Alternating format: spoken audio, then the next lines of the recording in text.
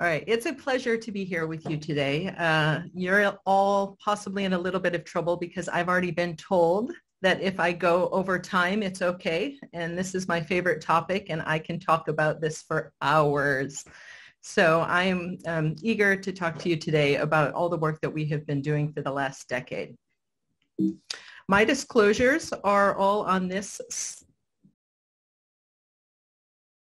details that you all came here to hear. I want to make sure that I distinguish two separate strategies in Parkinson's. There is a huge difference between treating a symptom and slowing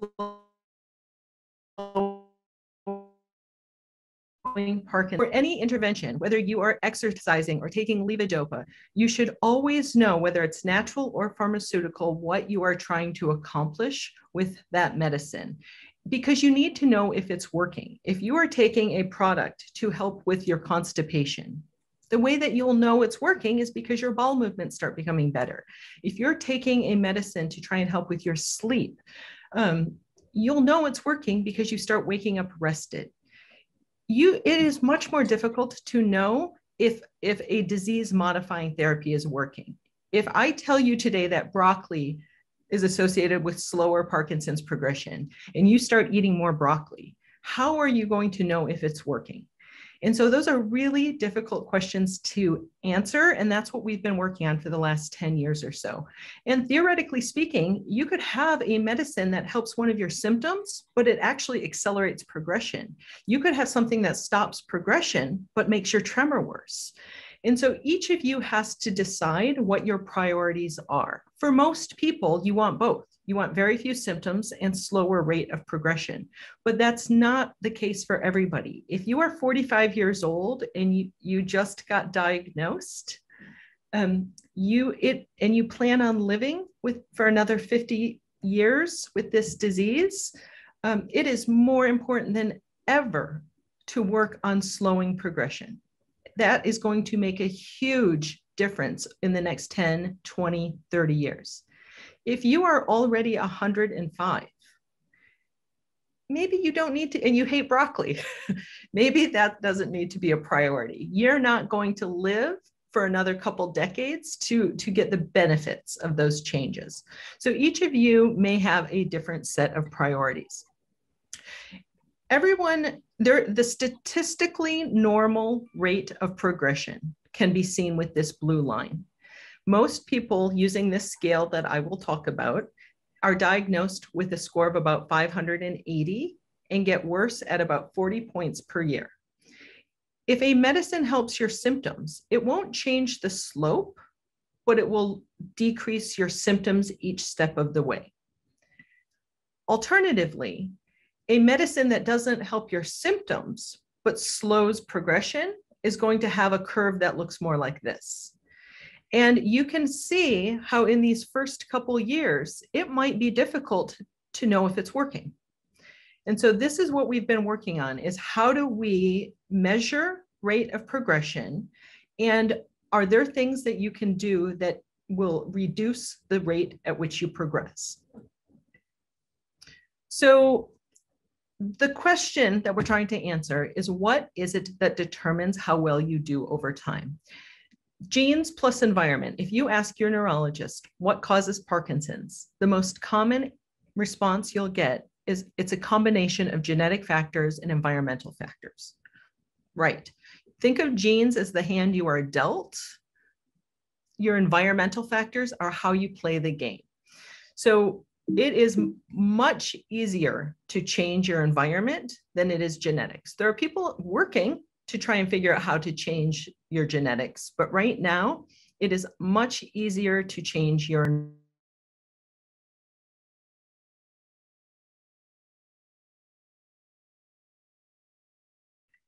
In the past, most epidemiology research ends at diagnosis. In the past, we have studied who gets Parkinson's disease. This new field called clinical epidemiology starts at the day you're diagnosed, and we study from the time of diagnosis moving forward, what are the things that determine how fast or slow your disease progresses. So we set up this study called CAM Care in PD. And what it is it is a study. We just are asking people from all over the world to twice a year log on and tell us who you are, what you're doing, and how you're doing. And we write code that tells us who are the people with the best outcomes and the worst outcomes, and what are they doing differently. One of the biggest problems of this project are there are too many people from the United States in this study. We need more representation from people all around the world.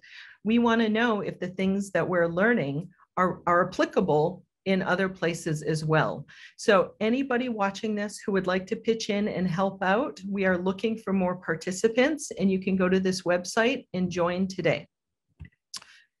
So one of the most frequent questions I get asked is, does diet matter? And diet is really hard to study. I could spend an hour just talking about this slide. What you really want to know is, on a day-to-day basis, does it matter what you order for lunch? Does it matter what you eat for dinner? And if it does, how much does it matter? It is, if you have a pill, it is easy to do a red pill versus blue pill. Placebo-controlled trials, these are called. In nutrition research, we can't give somebody placebo cheeseburgers and milkshakes and placebo salmon and broccoli and real salmon and broccoli and real cheeseburgers and milkshakes and not know for 10 years what neither the researchers or the patients will know what they're eating. It's not ethical, it's not feasible for 100 different reasons. Double-blind, placebo-controlled studies of diet are not possible. And so we need to find a way to study nutrition to get an answer to the question all of you have. Does it matter, and how much does it matter? So one of the first things that we needed to do was to develop a scale that allowed us to measure progression. For those of you who are statisticians, if you want to measure slope, you need a scale that is continuous. And Parkinson's disease does not have that kind of a measure. So what we needed to do is build a scale that gave us a sense of symptom severity over time. The URL is at the bottom of this screen. Every one of you can go today and get your score and get it for free. And as I said earlier, at diagnosis, most people have a score just under 600 and get worse at about, it's actually 38 points per year is the statistical average that we see. And a couple things I want to point out. Every one of these green dots is a real person with Parkinson's the day they joined the study. And what we are seeing is a tremendous amount of diversity.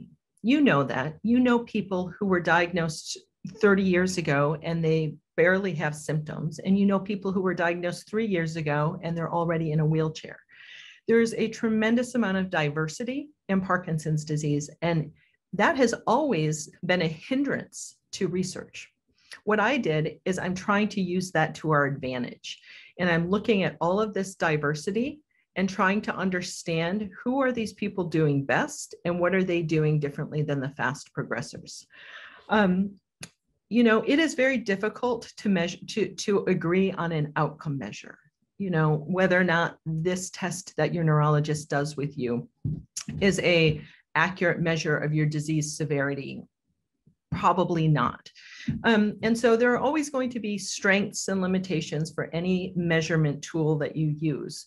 But the way I designed this outcome measure is that we ask, on average over the last 7 days, how severe have any of your symptoms been? And if you go through and you say, I've had no depression, no apathy, I've had no anxiety, I haven't had any fatigue, I've not been sleepy throughout the day, no medication side effects, no dyskinesia, no tremor, we can all agree that a 0 is a success. And the more severe your symptom, the more you move the tab over to the right. So people who have very, very severe anxiety would put the tab far over to the right. And what we do is we add up all of your scores to get your pro-PD score. So that is the outcome measure that we are using throughout this entire study I'm going to be talking to you about today. This is exactly what I explained on the last slide. We are looking for, they're called the positive deviants, the people who have the same exact diagnosis that you have, but for some reason, they're doing unusually well. I tell all of my patients, my goal is that on their 100th birthday, their score is less than 1,000. When the day you turn 100, I want you to say, my quality of life is either excellent or good. So that is the goal that I have for Parkinson's patients moving forward. So in terms of therapeutic implications, what do we do with these data? How do we bring this to clinic? This seems overly simple, but I think it's the best that we currently have. As I said, every one of these dots is a real person. Until we have a cure for this disease, until we know what causes Parkinson's disease, until we know how to fix it, what I am suggesting is that we study the people who are doing best and we do what they're doing, and we study the people who are doing unusually poorly and we avoid their habits. We try to do the opposite of what they are doing. Before I go on and I give you the answer key, the results of the data set, I want to take a minute to talk about the importance of an open mind. This is one of the biggest barriers to turning these data into a therapy. It doesn't really matter what you like or don't like. It doesn't really matter if it makes sense to us. What we're doing here is just, without interpreting it, we are just looking at the group of people doing best. And I'm going to describe to you today what they are doing differently than the normal and the fast progressors.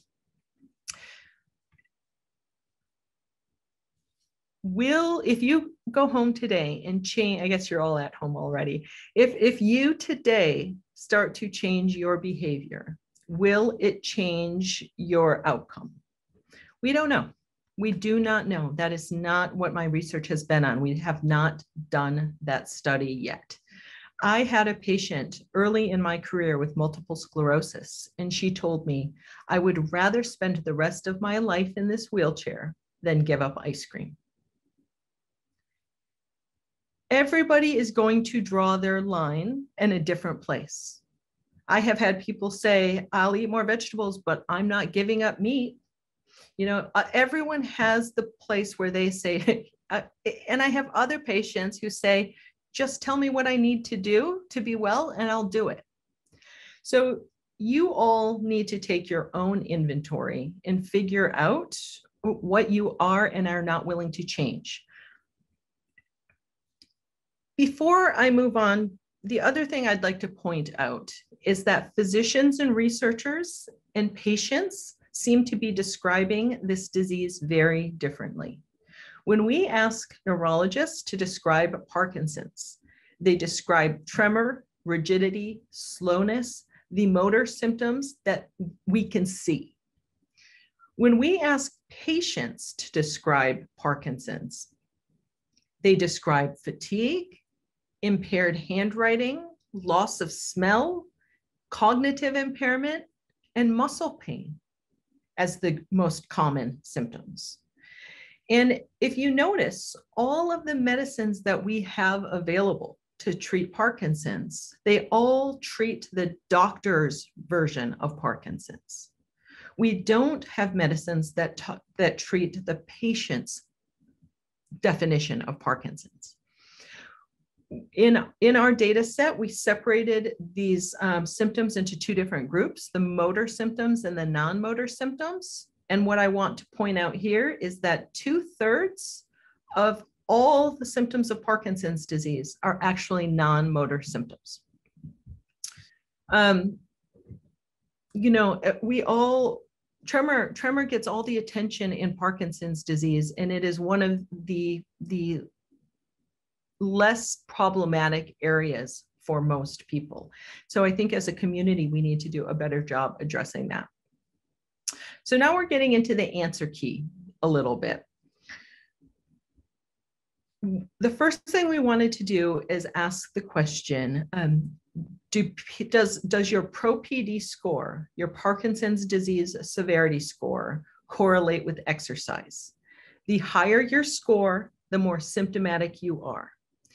And so what we learned is that the first 2 days of week of exercise do not make your symptoms better. They might actually even make them a little bit worse, it looks like. But there is really very little benefit to exercising 1 to 2 days a week in terms of your overall Parkinson's symptoms. What we saw, though, is that when people started exercising 3 days a week, there was a significant reduction in their Parkinson's symptoms. Both motor and non-motor symptoms improved. These are the non-motor symptoms in red and the motor symptoms in green. And so you can see that both motor and non-motor symptoms improve as soon as you start exercising 3 to 5 days a week. And that gets even better if you exercise 6 to 7 days a week. These are probably the first data to show that more is better. And so the way that we asked this question was very simple. On how many, and I want all of you to answer this question for yourself right now. On how many of the last 7 days did you do at least 30 minutes of exercise? And the answer to that question is what you're looking at here. And so my advice to all of you here today, bare minimum 3 days a week. No matter what your situation, 30 minutes 3 times a week is the minimum you need to start being associated with in the group of non-progressors. If you, and I'll show you on another screen, more is better. We also looked at quality of life. This isn't just about Parkinson's symptoms. This is about emotional health and physical health and social health. And there is a very well-validated measurement tool for quality of life called PROMIS. And what we see is the more days per week of exercise a person does, the higher their quality of life. In terms of breaking it down into the symptoms, this gets really exciting. So say one of you watching this here today is a couch potato and you're curious, if I start exercising, what might I expect? What kind of symptomatic improvement are you seeing among people who exercise? And this is called a radar chart. And the bigger the maple leaf, we call it, the bigger the leaf, the more symptomatic a person is. The smaller the leaf, the less symptomatic a person is. And again, we can see, in terms of the hallucinations, visual things, nausea, we don't see much of a difference. Exercise does not help that kind of stuff. But in terms of things like apathy and motivation and depression and anxiety, insomnia, fatigue, daytime sleepiness, sexual dysfunction, urinary symptoms, huge improvements in non-motor symptoms. And once again, what we see is the first 2 days don't help that much. 3 to 5 days a week makes a notable difference, and 6 to 7 days a week, even more. And over here on the motor side, we can also see huge improvements in muscle pain, restless legs, REM sleep behavior disorder, drooling. Your drooling gets better in people who exercise. Speech, balance, falls, freezing of gait, posture, getting dressed, gait, all of those things we see improvement in the more exercise a person does. So, each one of you has to decide how you get out what you put in, is what I'm trying to say. And there are going to be some of you who say, you know what, this gray line looks good enough. I don't like exercise that much. I'm not in a position to do much exercise. I am going to make that gray line be my goal. I'm going to target 3 to 5 days per week. Others are going to the light bulb will go off and say, well, why? I just need to exercise every day. I don't have a choice. Exercise is part of the solution. Parkinsonism is an exercise deficiency syndrome. The more you exercise, the less symptomatic you are. And they're going to just start doing daily exercise. And each of you has to decide how bad do you want it. This is that slide I was talking about, showing that more is better. We can actually measure people who exercise 7 days a week progressing slower than 6 days a week. 6 is better than 5, 5 is better than 4, 4 is better than 3. And the first 2 days don't seem to count that much. Little teeny benefit, but not significant. This is where it gets complicated. While exercise is really good, having a lot of friends is good, cooking your own meals is good, there are a lot of things that are good that are easy to talk about. It is more difficult to talk about the things associated with faster progression. People who are lonely, people who are overweight, tobacco smokers, and people with a lot of stress seem to be accelerating at an unusually fast pace. I want to point out, being lonely is as bad for you as 7 days a week is good for you. And so for each of these things that we are studying, I see the potential for therapeutic intervention. There is this, it is growing in popularity. The New York Times yesterday had a fabulous article on social prescribing about how physicians have an obligation to play a larger role in making sure that our patients are not isolated and lonely. I think it's as easy as patients talking to their doctors, talking to their patients about this in clinic.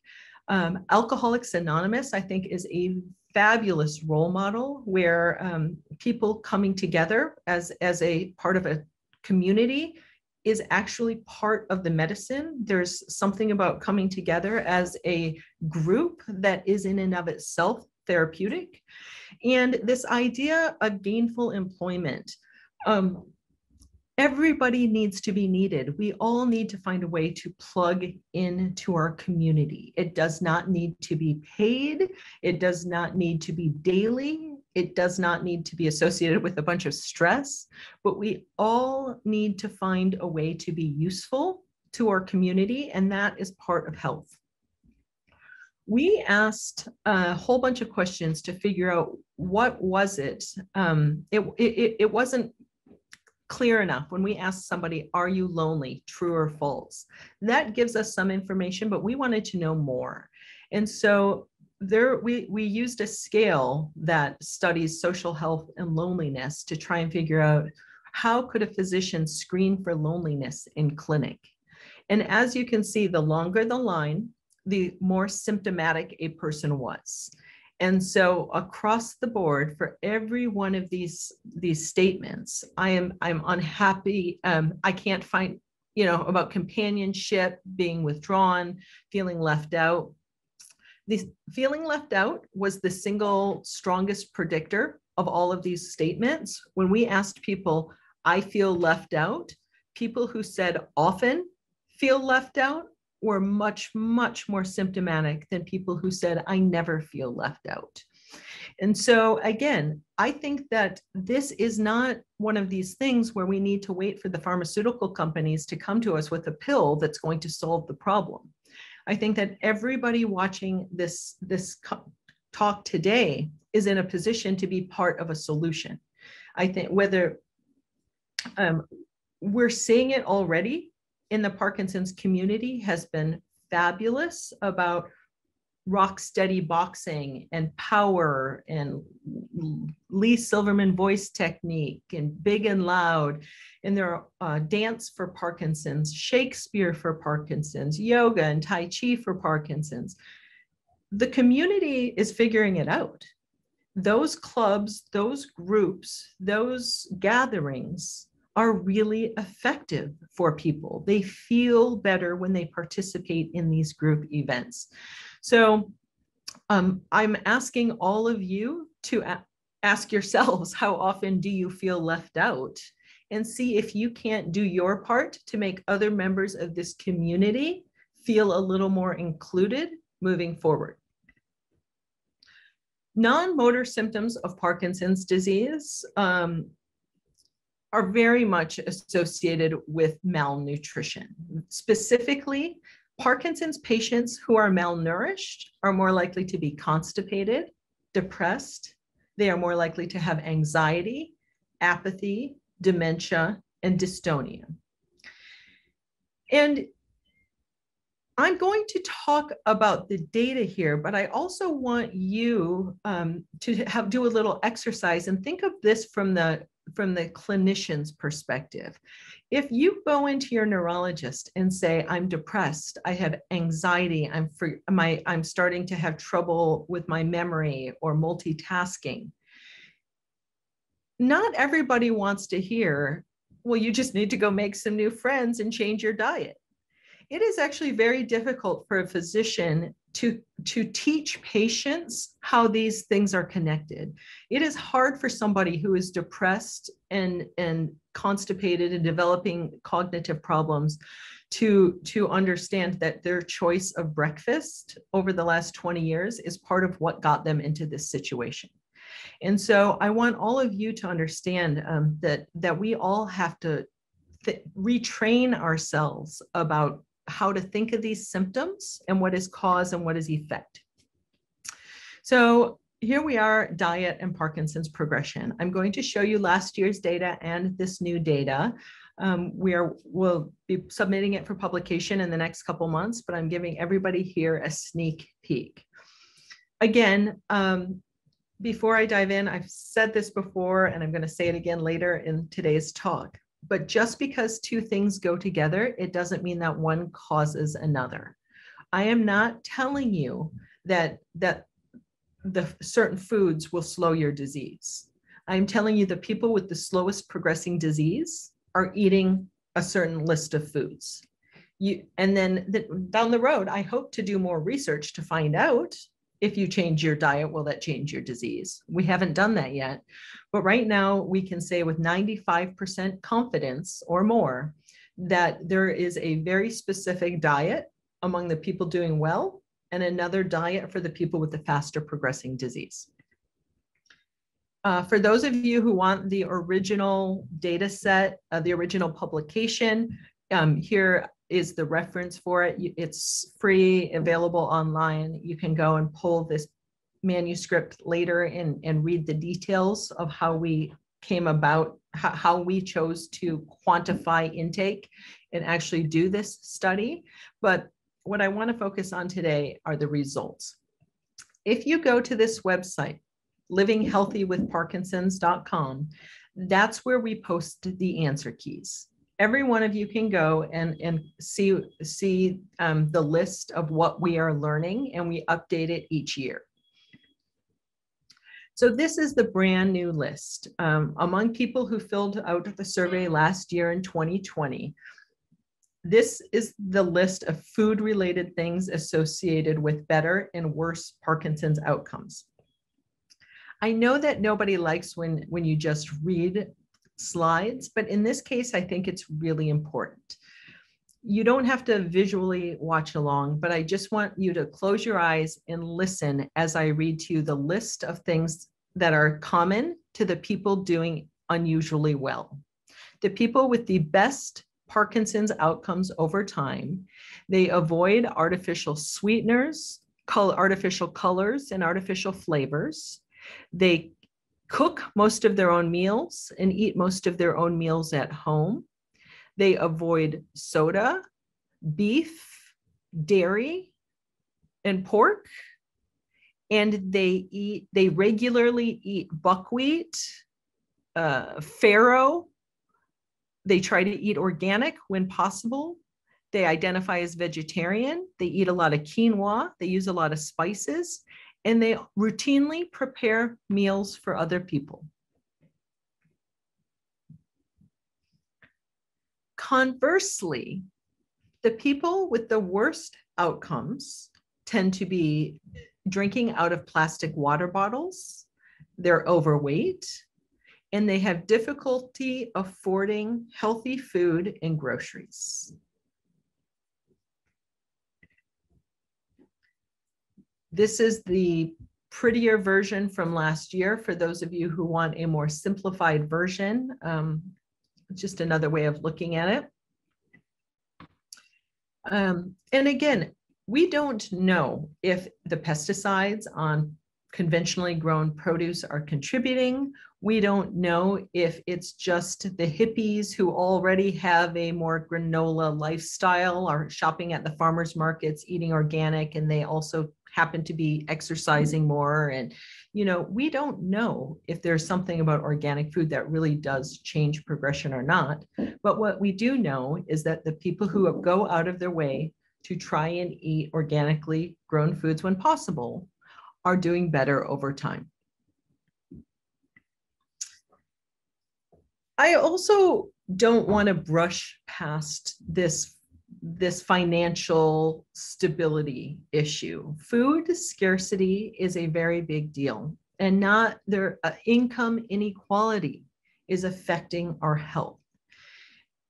Two of the worst things that you can be in all of our data are poor and lonely. And what we want to do is bring that conversation to the table.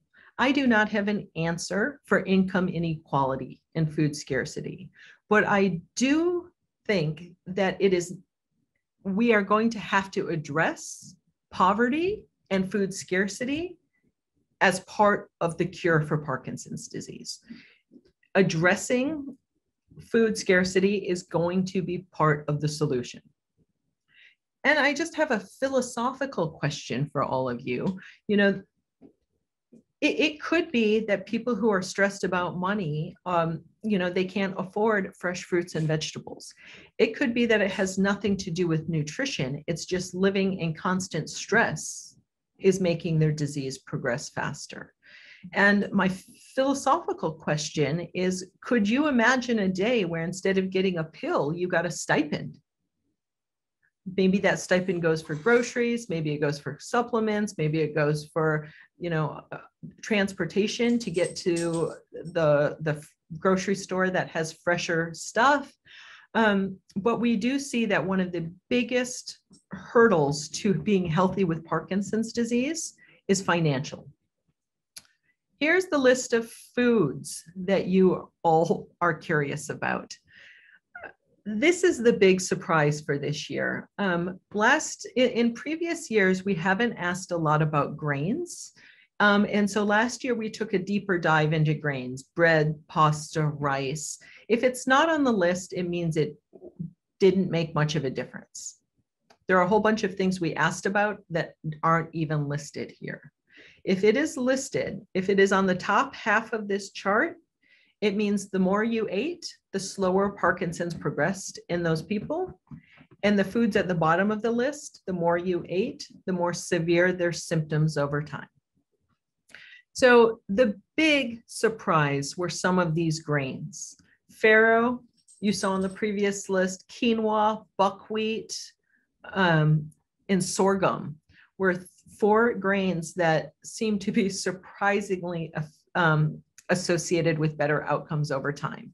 And we have some ideas about why that might be. As you might expect, this is very much a Mediterranean diet. The more fresh vegetables, fresh fruit, nuts and seeds, olive oil and coconut oil, non-fried fish, beans, green tea, wine, fresh herbs a person ate, the better they did year after year. The fewer symptoms they accumulate over time. Conversely, the more of these foods a person eats on the bottom half of this chart, the more severe their symptoms faster. Dairy products, yogurt, milk, butter, cheese, and ice cream are very consistently on the list. Drinking out of plastic bottles, drinking juice, eating canned fruits and canned vegetables is associated with faster progression. Eating pork Beef and chicken are associated with faster progression, as is pasta, fried foods, soda, and I think I named them all.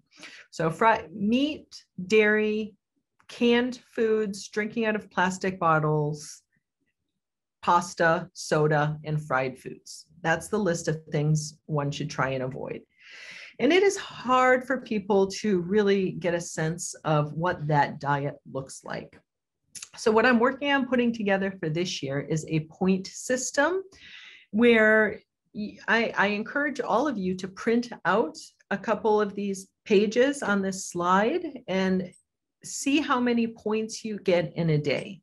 According to our research, the more points a person gets, the less progression they have.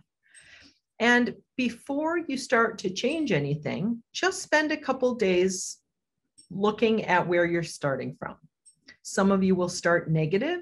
Some of you will start at 0. Some of you are already getting 30, 40, 50, 60 points a day. I challenged a group of patients last month, how many points can you get? And one person got up to 97 points in a day. So she said she had some GI issues with all that fiber from the farro. But, you know, this is my teaching tool to try and teach people what we are seeing in terms of foods associated with faster and slower progression. And in our house, in my house, I have 2 teenage kids and we play a game. We track our points and whoever has the fewest points each day has to do the dishes at the end of the night. Play a game like that in your house, make it fun, come up with creative menus and ideas instead of, you know, if you have a bowl of cereal for breakfast, that's negative a couple points if you're putting milk in it. But if you instead have a smoothie, even if it's frozen vegetables, a scoop of peanut butter, some dark chocolate, you can easily get a 20-point breakfast with your smoothie. Or oatmeal with apple and cinnamon, things like that.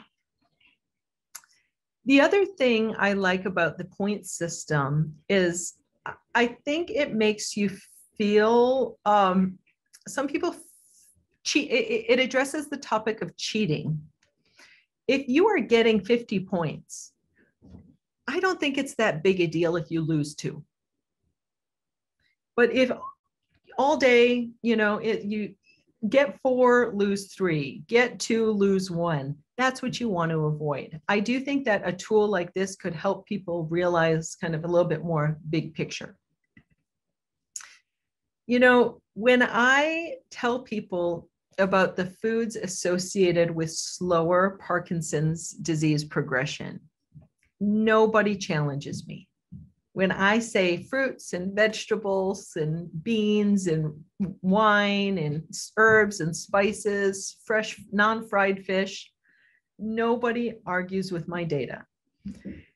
Even when I say soda, when I talk about the foods associated with faster progression, when I say fried foods and soda, even beef and pork, nobody argues with me. That makes sense. It's in line with what we have seen in Alzheimer's disease and cardiovascular disease. Where people really start to resist is when we start talking about dairy. This is probably where I get the most resistance to my data. And it's not my idea. I'm just the messenger. I'm just here to tell you the more dairy a person eats, the faster their disease is progressing. We happen to also have 5 other studies that say when in midlife, when you're 30 and 40 and 50 years old, the more dairy you eat, the more likely you are to develop Parkinson's disease. So it's not, this isn't a surprise that dairy is associated with faster progression. It matches everything we know about dairy consumption increasing risk of diagnosis. But for some reason, there has been a real resistance to physicians suggesting that their patients limit dairy. And there has been a lot of resistance to patients giving it up. So I just want you to spend some time addressing your own resistance to giving up some things that you might really enjoy And maybe cheating is okay. If I have a rule at my house where I never buy the foods on the bad list. I don't cook them, I don't prepare them. But if I'm traveling or I'm a guest at somebody's house, I will eat what they serve. So each one of you is going to have to make your own, figure out where you draw your own line. And a lot of people have questions about dairy. What if it's grass-fed? What if it's lactose-free, but mine's organic? Right now, we don't have the data or any reason to believe that any of these alternatives is somehow different. My advice to anyone with a diagnosis of Parkinson's is minimize or eliminate dairy from your diet. So my research is not the only research out there on diet in Parkinson's disease. Other people have looked at which foods are associated with risk of getting Parkinson's disease. Other people are studying whether ketogenic diets might improve symptoms of Parkinson's. So there are different studies currently being done that are kind of asking a similar question. And I wanted you to see the themes. Most studies are pointing to the Mediterranean diet, the MIND diet, and the ketogenic diet all seem to have some benefit for people with Parkinson's. And there is a lot of overlap. Every one of those diets agrees you should eat a lot of fruit, vegetables, nuts, seafood, olive oil. Unless you're trying to get into ketosis, fruit, beans, great idea. But you can see that you can personalize a menu that works for you. Because there's a lot of flexibility here, and a lot of what we are saying is overlapping. Similarly, we are all pretty much saying most of the research that has been done suggests that red meat, pork, chicken, dairy, fried foods are associated with faster progression. So until more research is done, this is the best that I've been able to come up in terms of synthesizing it for you, pulling together all of the data that exists into something useful. This is the merged set of recommendations so you can decide how to proceed. As I'm wrapping up, I want to say that association, again, does not mean causation. I cannot promise any of you that if you walk out of this lecture and you start making more friends and eating more vegetables and you give up dairy and you start exercising 7 days a week, that your disease will be better. You will have fewer symptoms over time, that you will slow or stop the rate of your progression. What these data do tell us that the people who are doing the things I just listed are doing notably better than average. And so as we move on, I'm just going to keep coming back to this idea of hanging out with the successful people. Whatever they're doing is what I want you doing. And I really want to talk about the importance of starting early. By the time a person is diagnosed with Parkinson's disease, they have already had Parkinson's disease for about 10 or 20 years, at least. And so we are getting to this disease late. I want you all to understand that, because I want you to leave here feeling like you are already a little bit late to the party. You can't afford to get to this later because you're already into this. Even if you were diagnosed yesterday and you're sitting with us here today and you start doing all of the things we're talking about today and you reduce your progression by 50 or 75%, you're still going to have symptoms that you have to deal with over time. You're still, even a 50% reduction isn't good enough in my book.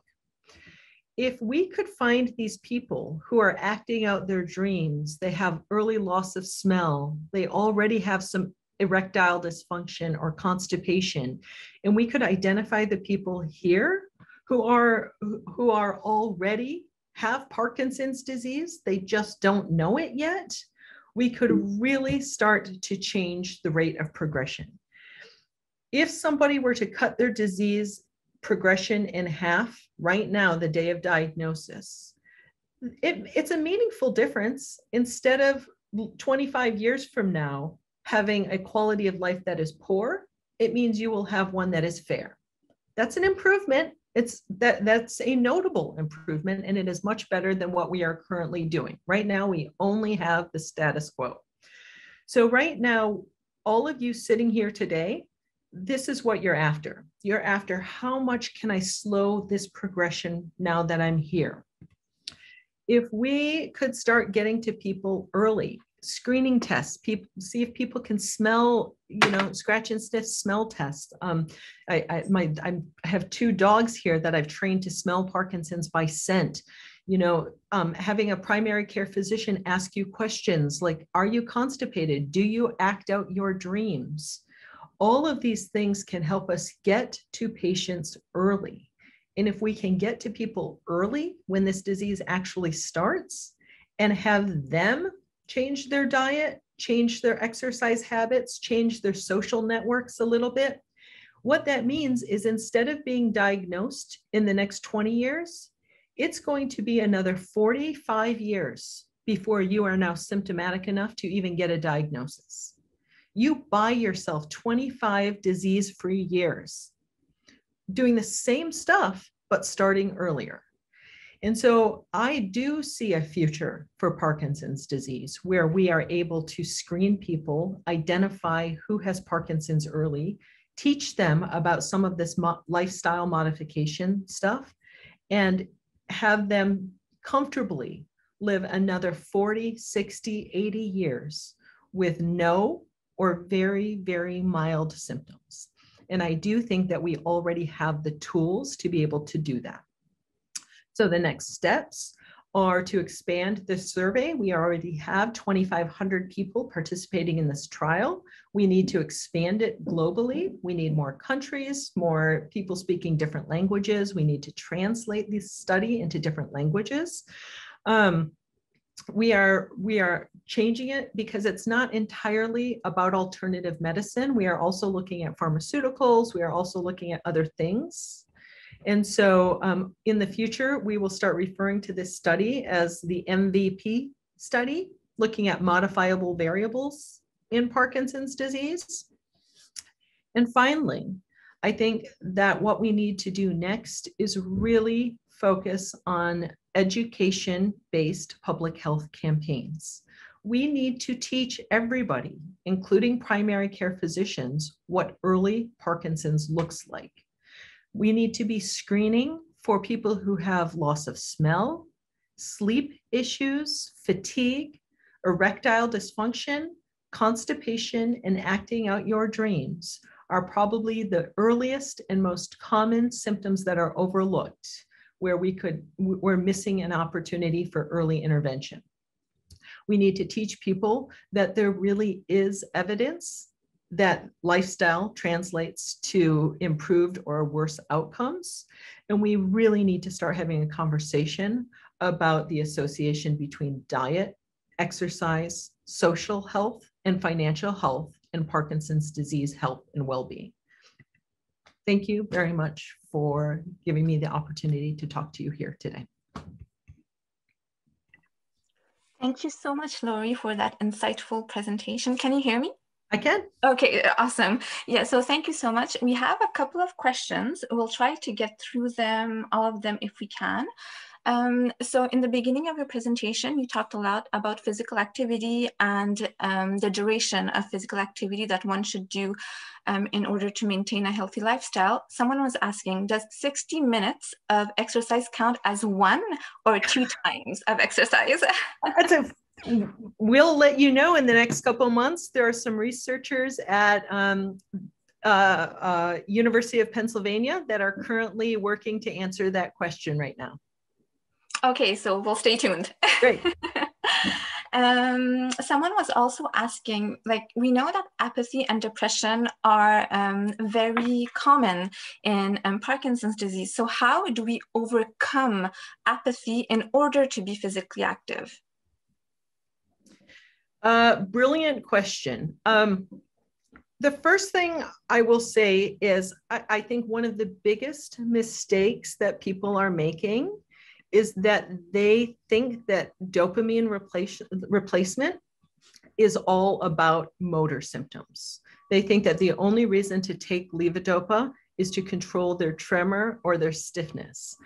And one of the things that I have found very consistently in our data, I've seen it in clinic and our data supports it, is that when a person starts levodopa, starts their medication, and optimizes their medication, one of the biggest things we see is improvement in anxiety, muscle pain, and apathy. And so I do think step one is to make sure that those patients who have apathy are not under-medicated. And there are, I have a whole, in my online Parkinson'S school, I have an entire course on apathy that people can watch. But one of the things that this sounds like a soapbox, but it's really interesting, is there are researchers who find the more stiff and rigid your face is, the less of an emotional connection you feel.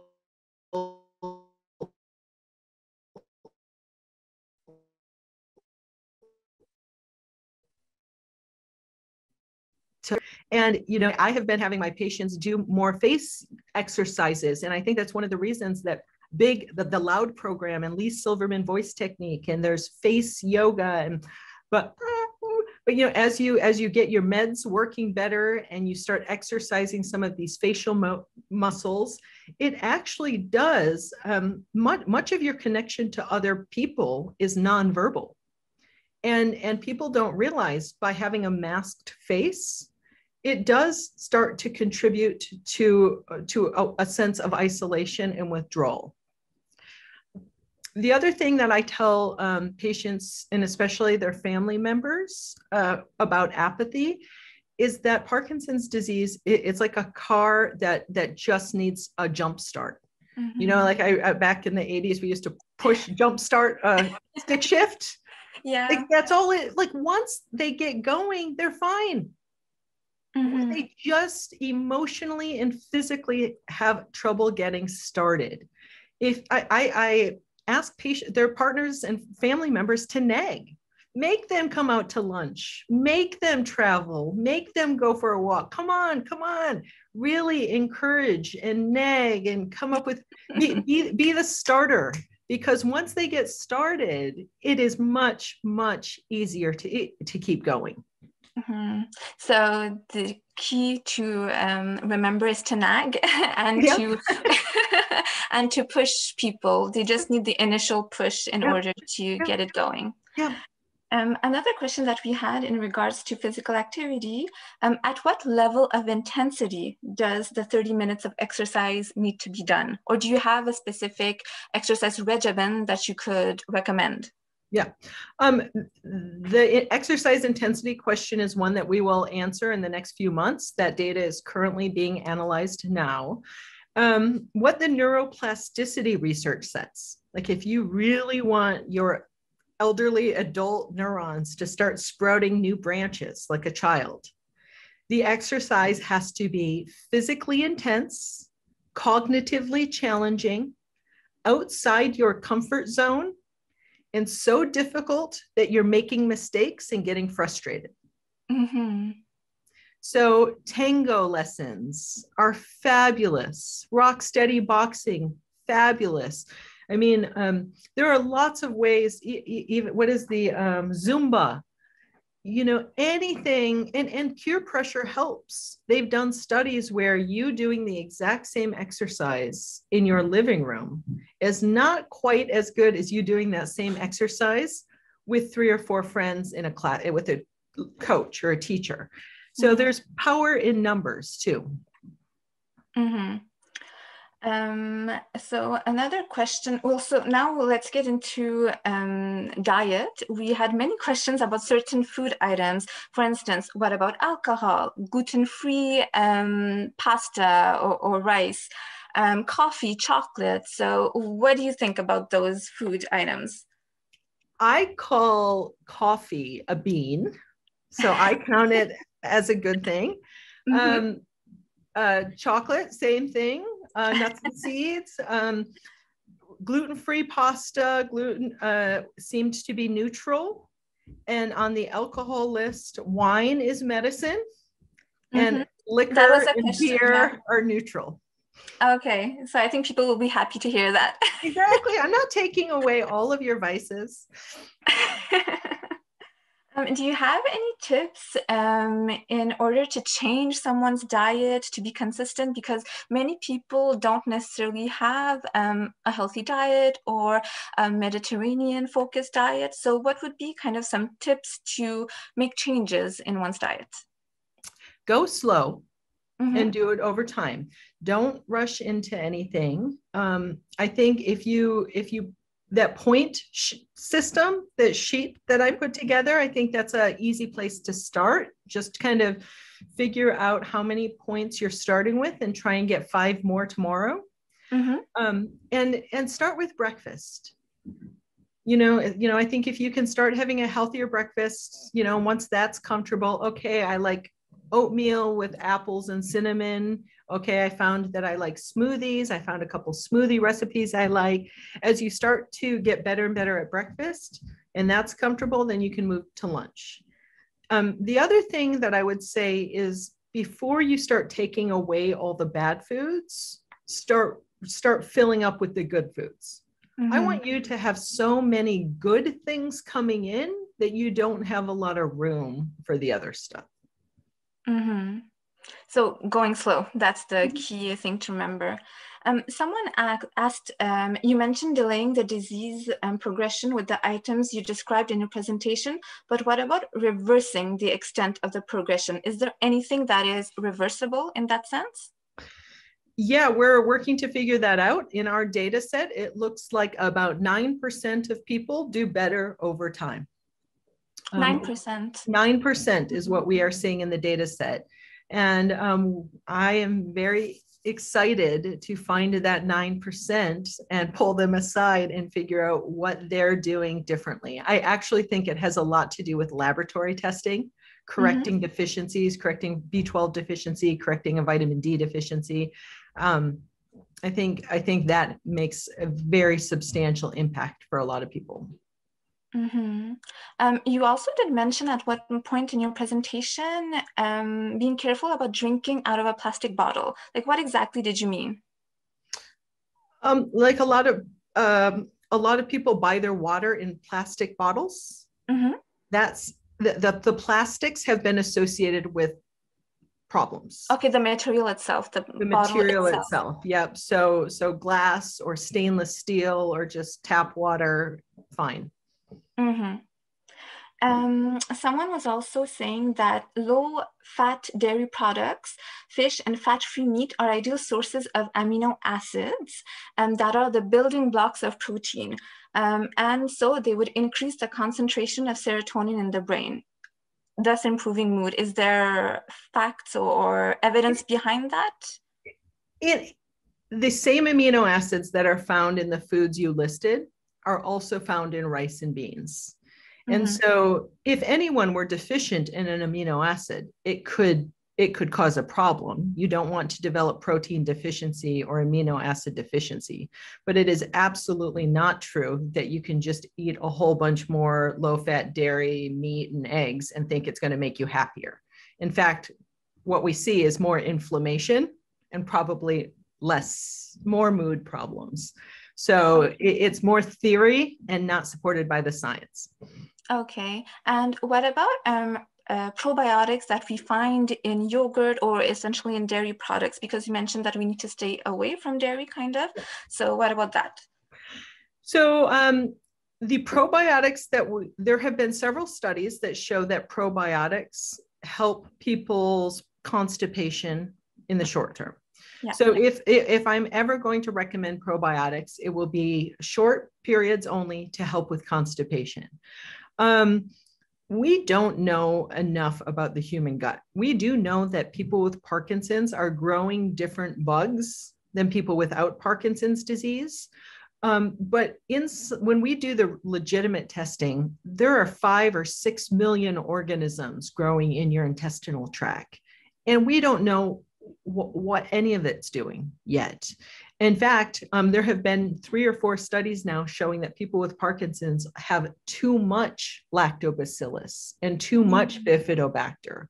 And so until we know more, I'm actually afraid that we could be contributing to a problem instead of helping it.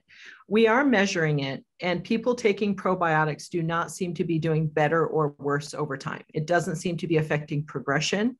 If it helps your constipation, I say maybe, but really what I would rather you do is those grains that we talked about, the farro, sorghum, buckwheat, and quinoa will make you grow, will be the food for the right bugs in your colon. And that's how I want you to get your probiotics, is by feeding them properly with those grains.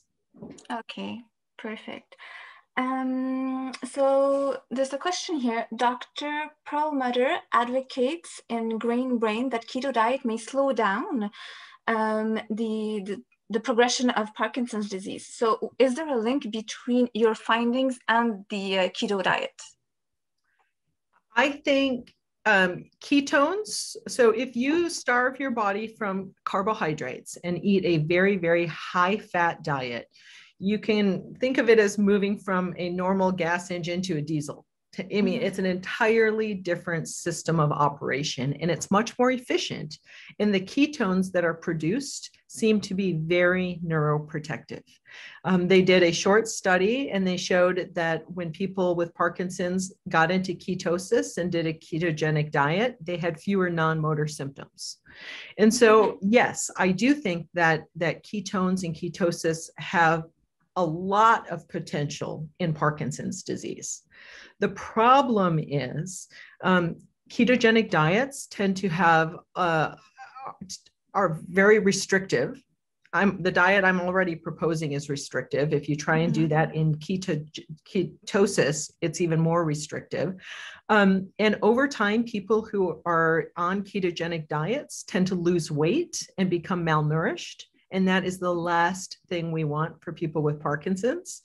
So what I usually do with my patients is split the difference. I don't want them living in ketosis, but I ask everybody to do at least a 12-hour fast every night. Stop eating 3 hours before bed. If you go to bed at 10, stop eating at 7, and don't eat any food with calories. You can drink water, you can drink tea, but no food from 7 p.m. to 7 a.m. Okay. And that's kind of, you get a lot of the benefits that you get in ketosis by doing that. Okay, that kind of ties into the last question that we have for today. Professor Mark Paul Mattson of Johns Hopkins found that fasting prevents PD due to autophagy. Is it true for patients with Parkinson's? So it's kind of what you mentioned. So I'll let you go on a bit more on this topic. Yeah, we haven't studied it nearly as well as we should be. But yes, it does look like fasting has some real value. Again, you don't want to lose weight. Weight loss in Parkinson's is a huge problem. People who lose weight, they lose muscle. It's harder to maintain balance. It's harder to catch yourself if you fall. We need to protect against becoming malnourished and underweight. But it is true that all kinds of good stuff above and beyond autophagy happens when you fast for 10, 12, 14, 16 hours. In fact, Dr. Mattson spoke at the Van Andel at a very excellent conference a couple years ago to the Parkinson's community, and I asked him this question, and he said that he thought more was better, that a 14 or a 16-hour fast was even more powerful than a 12-hour fast. So I don't want to put any of my patients in a position where they're losing weight. So I hate to make it competitive and see how long you can go. But if you can stop eating at 7 and, you know, you're not hungry until 8 or 9 the next morning, great. Great. Don't eat until your body needs you to. And then your meds actually work better in the morning too. So that's kind of along the trends of intermittent fasting that we're kind of hearing a lot about. So it's something that you would recommend, but not to the extreme. Right. Exactly. Okay, great. So that'll be all for the questions today. If anybody else has any questions, you can always send them to us and we'll make sure to send them to Dr. Laurie. Thank you all. Well, thank you, Laurie, for being with us today. Thank you for all of your insightful conference and the notions that you presented to us today. And thank you, everyone, for being here with us today. My pleasure. Thank you for the invitation. I hope to be invited back. Thank you so much.